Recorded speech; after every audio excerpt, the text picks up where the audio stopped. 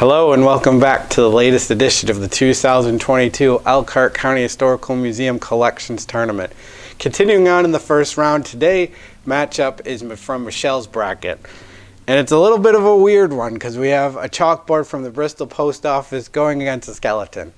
Yes, I know, it's creepy, but we have a skeleton in our collection, but Michelle's going to tell us why, and more importantly, the history behind it. So, sit back and watch, learn the history, and think about which one of these you want to see move on to the Elite Eight. So Michelle, take it away. Okay, welcome to the second matchup of mine for the 2022 tournament here. This object, like my woodcutter's photo last year, is kind of my underdog, but one I just really like this object. I've always been interested in it in the collection.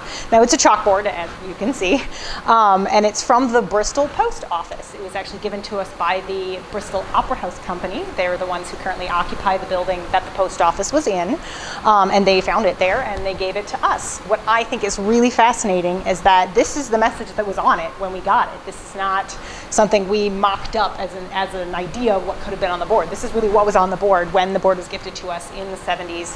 And we date the board itself to about the 1920s. So I'm not sure if their message is that old, but I do think it's amazing that something as ephemeral as chalk has been preserved for almost 100 years at this point. So I think that's very interesting. I also like that it illustrates that even a small town like Bristol, Indiana, at one point in time had 3 different mail services. So as you can see, a schedule of arrivals and departure for mail, 3 times coming in, 3 times coming out, except during holidays. Then they only had 1 mail service coming in.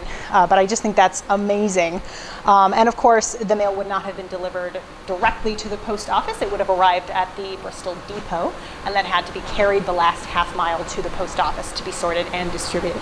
And I'll pop a little photo in the video here of some of the post office employees from around the early days, around this time period. So if this object goes on, I'll be delving more into the history of the building of the post office, which, as I said, now houses the Bristol Opera House.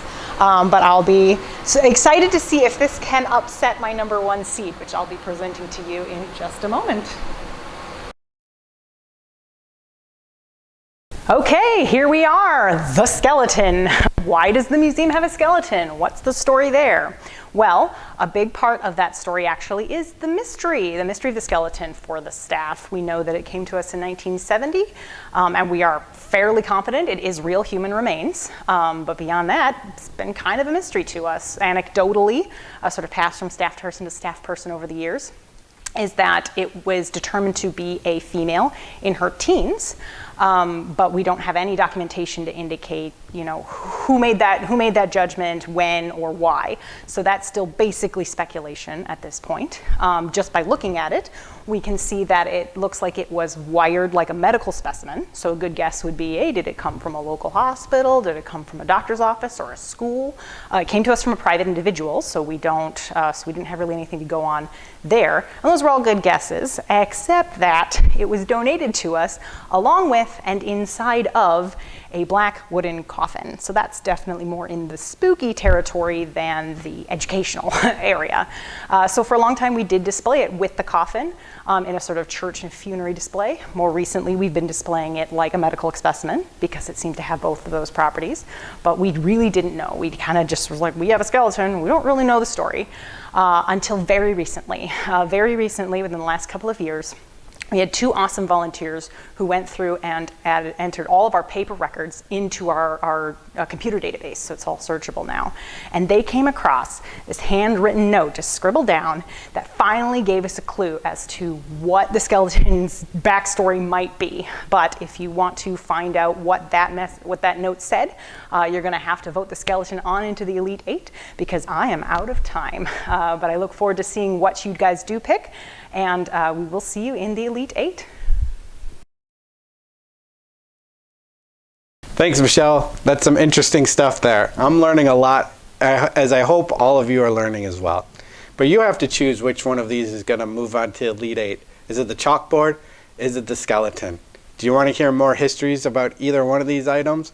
The only way to do that is to move it along into the Elite Eight. So watch the videos, cast your vote on the park's YouTube page or the museum's Facebook page. You have about 48 hours until the next video drops is when the voting closes. So think about these, contemplate your votes. Which one do you want to see go all the way to the tournament championship? Is there an item that you already have as a favorite? Well, the only way it's going to get through is if you vote for it. So think about it, contemplate your vote, cast your votes. Thank you for watching, thank you for voting, and we'll see you next time.